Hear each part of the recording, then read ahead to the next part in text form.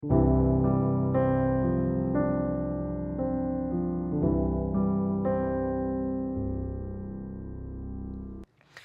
창세기를 믿는 것, 또 창세기 1장 1절을 믿는 것은 굉장히 중요합니다. 왜냐하면 이것은 신자와 비신자를 나누는 정확한 기준이 되기 때문입니다. 고대 근동의 바벨론, 이집트 사람들은 창조를 신과 신들의 투쟁의 결과로 이해를 했습니다. 그리고 현대인들은 조금씩 오랜 시간에 걸쳐서 진화를 했다고 이해하기도 합니다. 그러나 이러한 비신자들과 다르게 우리들은 창조주 하나님께서 말씀으로 천지를 창조하셨다고 믿고 있습니다. 어떻습니까? 여러분은 정말 하나님께서 말씀으로 천지를 창조하셨다고 믿으십니까? 아멘. 다른 창조 신화들과는 달리 성경은 하나님이 자신의 말씀으로 존재하는 모든 것들을 창조하였다고 말씀하고 있습니다. 신화들과 창세기의 다른 점은 창세기는 신을 증명하려고 하지 않는다는 것입니다. 창세기는 하나님을 선포할 뿐입니다. 신들끼리 서로 투쟁하고 어떻게 자신들이 믿는 신이 최고로 강력한 신이 되었는지 변호하는 게 아닙니다. 창세기는 하나님을 변호하지 않고 전제하고 있습니다. 창세기 1장 1절은 성경의 처음 시작인데 이 성경의 처음 시작을 선포로 시작한다는 것은 비신자들에게 하나님을 증명하기 위함이라기보다는 우리 믿는 신자들에게 위대하신 창조주 하나님 앞에서 그의 합당한 자세와 경외함을 요구하기 때문에 선포로 시작하는 것입니다. 이 창세기 1장 1절의 창조주 하나님에 대한 믿음이 없이는 나머지 성경 전체를 제대로 읽을 수도 없고 또 제대로 해석할 수도 없습니다. 3절부터는 창조의 내용에 대해서 쭉 설명을 하고 있습니다. 이 내용들을 볼 때 우리가 우연이라는 단어를 떠올릴 수가 없어요. 계획적이고 또 정확하게 또 창조의 일들을 하고 계신 것을 볼 수가 있습니다. 창조의 내용들을 볼 때 비슷한 어구들이 반복이 됩니다. 3절에 보면 하나님이 이르시되, 그리고 6절에도 하나님이 이르시되, 또 9절, 11절, 14절, 20절, 24절, 26절, 28절, 29절 하나님이 이르시되, 이것은 하나님의 선포입니다. 하나님의 선포. 그리고 선포 후에 빛이 있으라, 물과 물로 나뉘라, 또 묻이 드러나라, 생물을 번성하게 하라, 또 궁창에는 새가 나르라, 땅의 짐승을 종류대로 내라. 이것은 하나님의 명령이에요.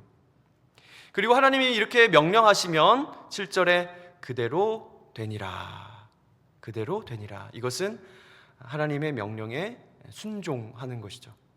마지막으로 보시기에 좋았더라, 보시기에 좋았더라. 총 7번 나옵니다. 이것은 하나님의 평가예요. 하나님의 창조 사역은 총 7일간 이루어졌는데 우연하게 혹은 계획 없이 창조하신 것이 아니고 첫째 날, 둘째 날, 셋째 날 각 날에 하신 일들이 다르고 그리고 조직적으로 일을 수행하십니다.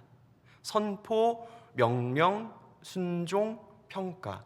하나님이 이르시되, 그리고 명령하시고 그대로 순종하고 보시기에 좋았더라. 이 순서대로 질서 있게 창조하셨다는 것을 알 수 있습니다. 그리고 1장 1절에서 2장 3절까지 7일 동안의 하나님의 창조는 참으로 질서가 있습니다. 창조의 의미가 무엇인지 모르는 사람은 없습니다. 그런데 창세기 1장, 2장의 맥락에서 창조의 의미는 질서와 연관지어 생각해 볼 수 있습니다. 천지를 창조하신 후에 하신 일들 모두가 창조물에게 질서를 부여하셨기 때문이에요. 창세기에서 창조의 의미가 질서를 부여하신 것과 연관이 되어 있다는 것을 알면 우리는 좀 더 하나님의 창조에 대해서 깊이 이해할 수 있습니다. 무에서 유를 창조하셨는데 그 창조가 질서와 연관이 있다는 말입니다. 2절을 보면 땅이 혼돈하고 공허하며 흑암이 깊음 위에 있고 하나님의 영은 수면 위에 운행하시니라. 하나님께서 천지를 창조하시고 그 창조의 모습은 어땠는가? 2절에 나와 있죠. 땅은 혼돈하고 공허하고 흑암이 있었다는 겁니다. 이 말은 맨 처음에 땅은 혼돈스러웠다는 거예요. 형체를 알아볼 수가 없고 그리고 공허했습니다. 공허하다는 것은 비어있다는 것이고 더 나아가 생명체가 하나도 없었다는 것을 의미합니다. 그리고 흑암이 깊음 위에 있었습니다. 이것은 한 줄기 미세한 빛조차 없다는 것을 의미하죠. 혼돈하고 공허하고 흑암이 깊음 위에 있었다라는 이 상태를 종합해 보면 이 땅에 질서가 부여되지 않은 상태였다. 질서가 없었다라고 말씀드릴 수 있습니다. 빛이 없다면 흑암이 무엇인지 몰랐겠죠. 또 틀이 없다면 혼돈이 무엇인지 몰랐겠죠.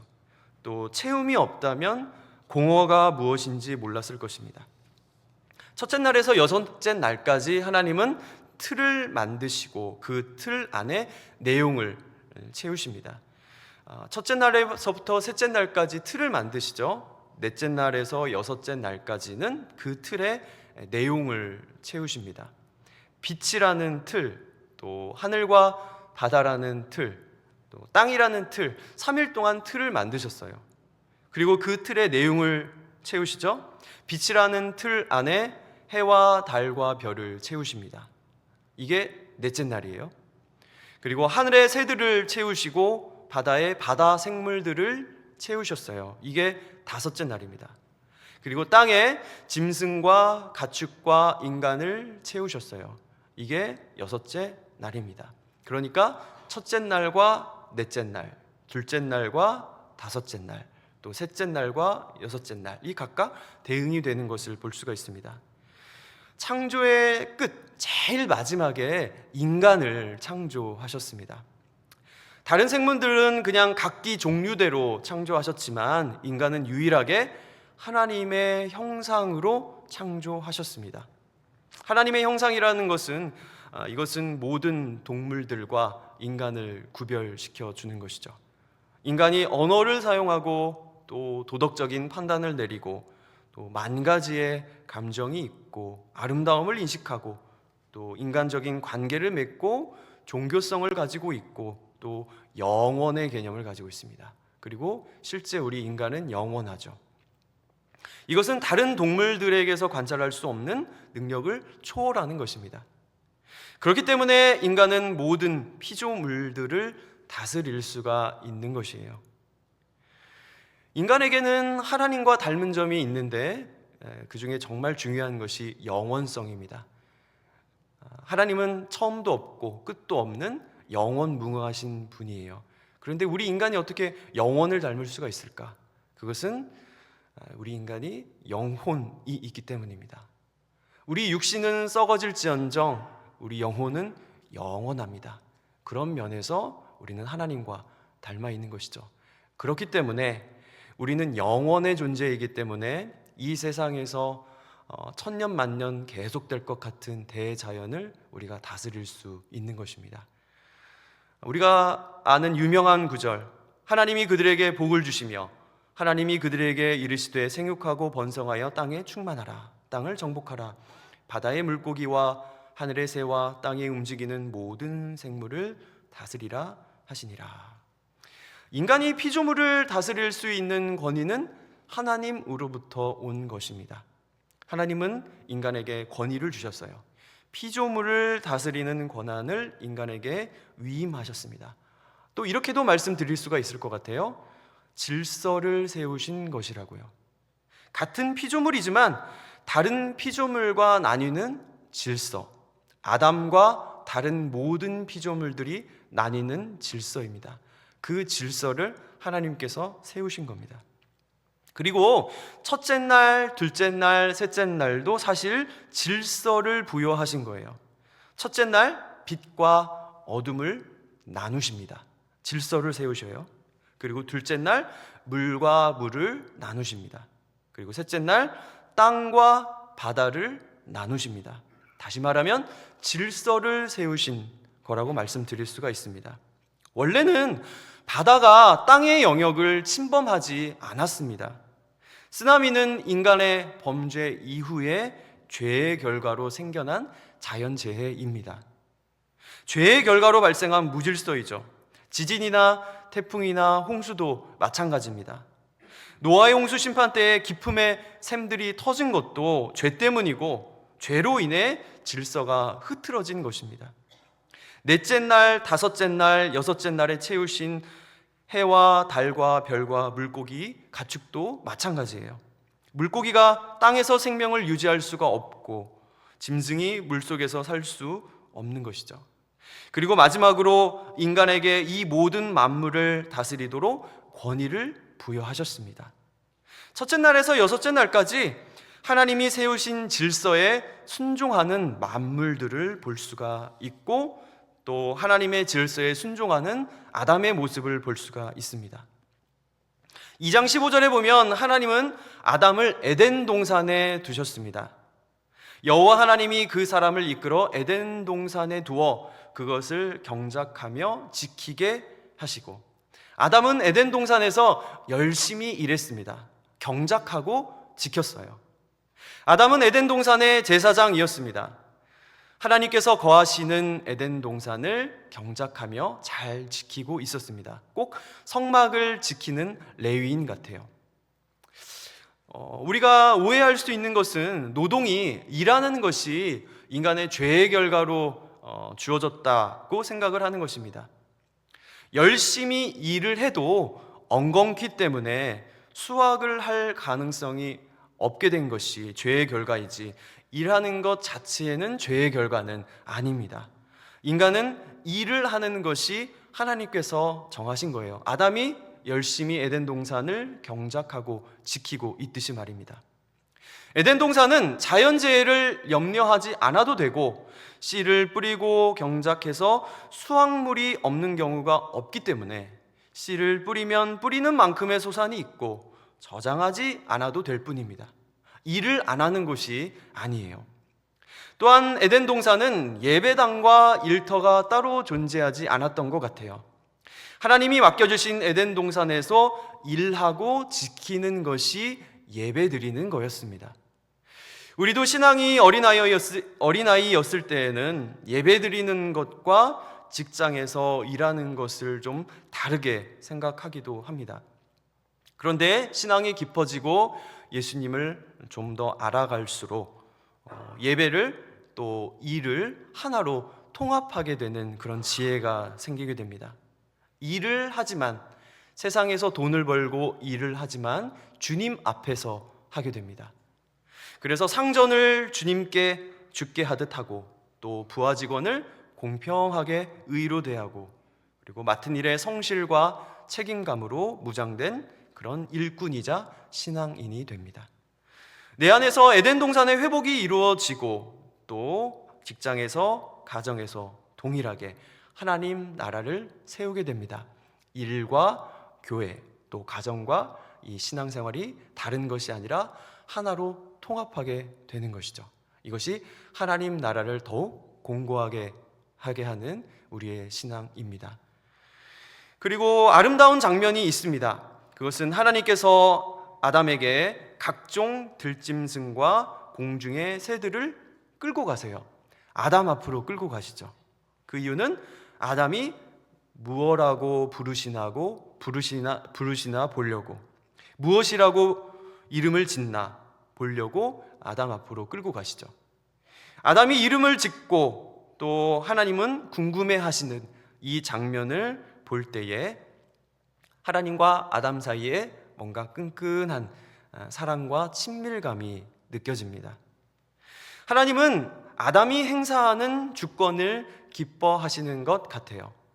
이름을 주어지는 것, 이름을 지어주는 것, 그것이 주권이죠.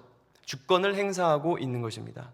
그리고 또 그가 부르는 대로 그의 이름이 된 것은 아담이 만물을 다스리는 주권을 가지고 있다는 것을 의미합니다. 이렇게 만물들의 이름을 뭐라고 부르는지 아담을 지켜보시는 장면에서 저는 이 아름다운 창조물들은 하나님께서 아담에게 주신 선물이라고 생각이 들었습니다. 물론 잘 다스려야 할 책임이 있지만 한편 생각하면 부여받은 주권을 잘 사용하면 하는 대로 만물이 잘 따라올 것이기 때문에 아담에게 있어서 선물이 될 겁니다. 또 이것으로 기쁨 가운데 하나님을 찬양하고 영광을 올려드리는 선순환이 이루어지는 것이죠. 선포, 명령, 순종, 평가. 저는 이 중에서 하이라이트는 하나님이 보시기에 좋았더라 라고 생각을 합니다. 말씀하신 대로 순종한 장면도 놀랍지만 하나님이 인간을 창조하시고 보시기에 심히 좋았더라 라고 말씀하시는 창조의 하이라이트는 여기입니다. 여러분, 한 사람 한 사람을 하나님께서 보시며 이렇게 말씀을 하세요. 내가 너를 보기에 심히 좋구나. 내가 너를 보기에 심히 좋구나 라고 말씀을 하십니다. 창세기 1장에 천지창조가 새로울 게 뭐가 있겠습니까? 창세기 1장을 우리가 얼마나 많이 읽었어요. 그런데 오늘 예배를 통하여서 여러분과 제가 감동했으면 좋겠습니다. 하나님이 보시기에 심히 좋았더라. 이 말씀이 우리의 마음으로 들리고 또 마음이 뜨거워지는 그런 은혜가 있었으면 좋겠습니다. 하나님이 보시기에 좋았더라. 이 하나님의 관점을 우리가 믿고 따르는 것이 신앙 아니겠습니까? 우리가 내 관점이 아니라 하나님의 관점으로 바뀌어야 됩니다. 고린도전서 1장에서 하나님은 당신의 위대함을 드러내기 위해서 약한 자를 들어 사용한다고 하셨습니다. 우리 관점이 아니라 하나님 관점이에요. 나는 지혜 있는 자들을 부끄럽게 하려고 세상에 미련한 자들을 택한 거란다. 나는 강한 자들을 부끄럽게 하려고 세상에 약한 자들을 택한단다. 이것이 하나님의 관점입니다. 또 어떤 사람들은 이렇게 말하기도 합니다. 하나님이 나한테만 잘해주는 게 아니잖아요. 다른 모든 인간들을 위하시는데 나한테 뭐가 새로울 게 있겠어요. 나만 보시며 심히 좋았다고 말씀하시는 게 아닌데요. 그런데 이것은 지극히 인간적인 생각입니다. 하나님의 사랑은 우리의 생각을 뛰어넘습니다.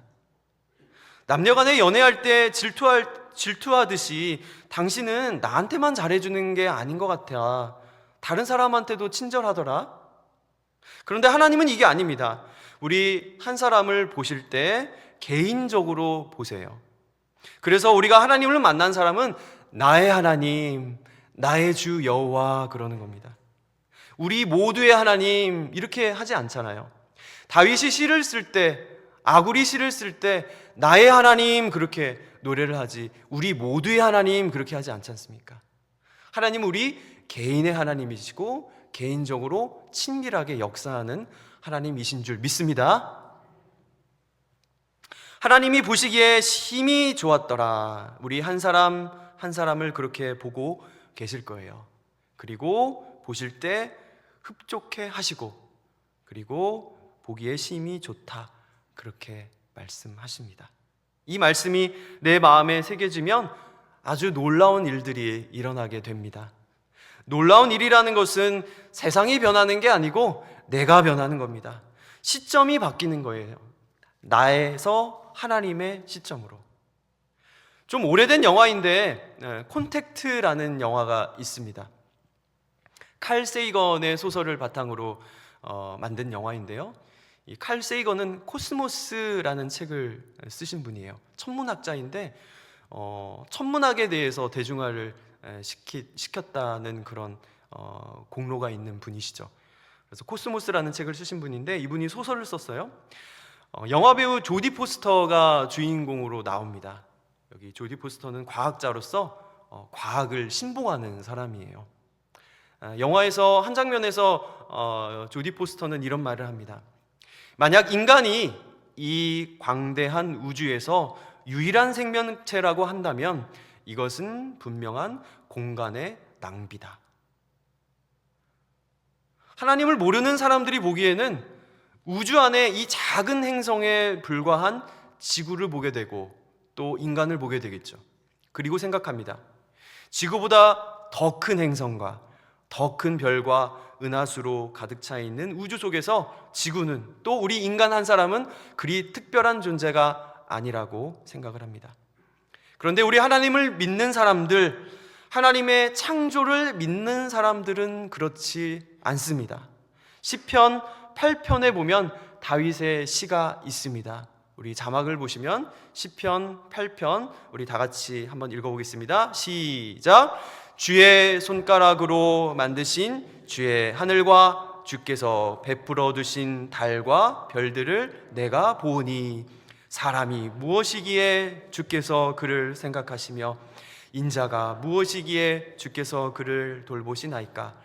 그를 하나님보다 조금 못하게 하시고 영화와 존귀로 관을 씌우셨나이다. 주의 손으로 만드신 것을 다스리게 하시고 만물을 그의 발 아래 두셨으니. 아멘. 이 시인의 관점이 조디 포스터와 다른 점은 무엇입니까? 다윗은 하나님의 시각을 갖고 있어요. 조디 포스터는 우주의 광활함 앞에서 인간의 작음을 보았고 그것을 낭비라고 생각을 했지만, 다윗은 그 광활한 우주를 만드신 위대한 하나님이 이 작은 나를 기억하시고 또 돌보신다는 사실에 감동하였습니다. 성도 여러분, 이 우주는 공간의 낭비가 아닙니다. 하나님께서 하나님 당신의 형상으로 창조한 우리 한 사람 한 사람을 위해 펼쳐 놓으신 무대이자 선물입니다. 하나님은 온 우주를 합친 것보다 여러분 한 사람을 더 귀히 여기십니다. 하나님은 온 우주를 다 주고서라도 한 영혼을 얻기를 원하십니다. 이것이 십자가 사랑이 아니겠습니까? 온 우주보다 더 크신 우리 예수님께서, 온 우주를 품고 계신 우리 예수님께서 우리 한 사람을 위하여서 십자가에 돌아가신 그것이 바로 우리가 표현할 수 없는 이 시인이 말한 내가 무엇이기에 나를 돌보시고 나를 기억하시나이까 라는 십자가 사랑인 줄 믿습니다. 우리는 우연의 산물이 아닙니다. 하나님은 창세 전부터 계획과 하나님의 영광을 드러내기 위해서 우리는 이 땅에 보냄을 받았습니다. 7일 동안 창조하신 창조물 중에 창조물은 우리 인간입니다. 에베레스트 산이 아무리 위대한들 한 영혼과 비교할 수 있을까요? 천하보다 한 영혼이 소중합니다. 우리가 주님과의 첫사랑에 빠졌을 때 하나님이 창조하신 이 세계가 참 아름다웠었습니다. 흔들리는 나뭇가지만 봐도 참 기뻤고, 또 길가에 핀 작은 꽃 한 송이만 봐도 너무 아름답고 하나님을 찬송했었습니다. 하나님의 솜씨에 감탄을 했었어요. 꼭 나를 위해서 이 모든 것을 만드신 것 같았죠. 나를 위해서 해와 달과 별을 만드셨고 나를 위해서 이 광활한 우주를 만드셨구나라는 생각을 했었습니다. 성도 여러분, 우리는 조연이 아닙니다. 우리는 엑스트라가 아니에요. 하나님이 보시기에 심히 좋았더라라고 말씀하셨기 때문에 우리는, 여러분은 이 온 우주의 주인공입니다. 하나님이 보시기에 좋았더라, 이 말씀은 온 우주를 향한 하나님의 평가이지만 동시에 여러분 한 사람 한 사람을 향한 하나님의 시선이기도 합니다. 문제는 우리가 그것을 듣지 못하는 데 있습니다. 왜냐하면 세상의 소음들이 너무 많잖아요. 남들과 비교하는 소리, 위축되는 열등감의 소리, 죄책감의 소리, 또 실패와 두려움의 소리. 성도 여러분, 오늘 이 시간 하나님께서 말씀하시는 소리에 귀를 기울이셨으면 좋겠습니다. 내가 너를 보기에 심히 좋구나. 이 말씀이 들리셨으면 좋겠습니다. 이 창조의 선포가 우리 영혼에 새겼으면 좋겠습니다. 하나님이 나를 좋게 보신다는데 누가 우리를 평가할 수 있겠습니까? 하나님이 나를 심히 좋아하신다는데 내가 무엇을 두려워하겠습니까? 무엇을 염려하겠습니까? 하나님이 보시기에 심히 좋았다고 하시는데 어떻게 우리가 우리 인생을 시시하게 그냥 그렇게 살 수 있겠습니까? 그럴 수 없습니다. 우리는 우연히 던져진 그런 존재가 아닙니다. 빛이 있으라 말씀하신 하나님께서 여러분의 인생을 붙들고 계십니다. 하나님이 여러분과 저를 심히 좋아하시기에 끝까지 책임지어 주실 것입니다. 어떤 혼돈과 또 공허와 흑암 가운데 있을지라도 질서의 하나님께서 여러분의 삶을 잘 정돈해 주실 것입니다. 성도 여러분, 보시기에 심히 좋았더라 라는 이 하나님의 음성이 크게 들리는 은혜가 있으시기를 예수님의 이름으로 축원드립니다. 아멘.